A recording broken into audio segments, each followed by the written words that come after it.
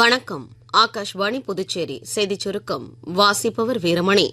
17வது துணை குடியரசுத் தலைவர் பதவிக்கான தேர்தல் அடுத்த மாதம் 9ஆம் தேதி நடைபெறவுள்ளது. தேசிய ஜனநாயக கூட்டணி சார்பில் திரு சி.பி. ராதாகிருஷ்ணன் இன்று தனது வேட்புமனுவை தாக்கல் செய்ய உள்ளார். இண்டி கூட்டணி வேட்பாளர் திரு சுதர்ஷன் ரெட்டி நாளை வேட்புமனு தாக்கல் செய்ய உள்ளார். வேட்புமனு தாக்கல் செய்ய நாளை கடைசி நாளாகும். இம்மாதம் 25ஆம் தேதி வரை வேட்புமனுக்களை திரும்பப் பெறலாம். ஆகஸ்ட் 23ஆம் தேதி தேசிய விண்வெளி தினம் கொண்டாடப்படுவதை முன்னிட்டு திருவனந்தபுரம் விக்ரம் சாராபாய் விண்வெளி மையத்தில் நேற்று நடைபெற்ற திறந்தநிலை நிகழ்ச்சியில் RH-200 என்னும் சிறிய சிறப்பு ராக்கெட் விண்ணில் ஏவப்பட்டது. இந்த சிறப்பு ராக்கெட் கடல் மட்டத்தில் இருந்து 65 கிலோமீட்டர் வரையிலான தனது பயணத்தின் போது காற்றின் திசைக்கு ஏற்ப பறக்கும் காற்று பதர்களை தூவிக்கொண்டே சென்றது.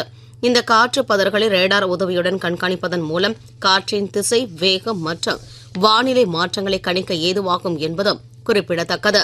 இந்நிகழ்ச்சியை சுமார் 5000த்திற்கும் மேற்பட்ட மாணவர்கள், பொதுமக்கள் கண்டுகளித்தனர். புதுச்சேரி வில்லியனூர் தொகுதி சட்டமன்ற உறுப்பினர் மேம்பாட்டு நிதியிலிருந்து சுமார் 14,16,000 ரூபாய் மதிப்பீட்டில் விழுப்புரம் புதுச்சேரி தேசிய நெடுஞ்சாலையை ஒட்டியுள்ள வில்லியனூர் பிருந்தாவனம் நகரில் புதிய சாலை அமைக்கும் பணியை அத்தொகுதியின் சட்டமன்ற உறுப்பினரும் எதிர்க்கட்சி தலைவருமான திரு ரா. சிவா நேற்று பூமி பூஜை செய்து தொடக்கி வைத்தார். தென்னிந்திய பகுதிகளின் மேல் ஒரு வளிமண்டல அடுக்கு சுழற்சி நிலவுகிறது. இதன் காரணமாக தமிழ்நாட்டிலும் புதுச்சேரி, காரைக்கால் பகுதிகளிலும் வரும் 25ஆம் தேதி வரை மிதமான மழை பெய்யக்கூடும் என வானிலை அறிக்கையில் தெரிவிக்கப்பட்டுள்ளது. 20 வயதுக்குட்பட்டோருக்கான உலக மல்யுத்த சாம்பியன்ஷிப் போட்டியில் இந்தியாவின் ஸ்மித் மாலிக் வெள்ளிப் பதக்கம் வென்றார். இத்துடன் இந்த செய்திச் சுருக்கம் நிறைவு பெறுகிறது.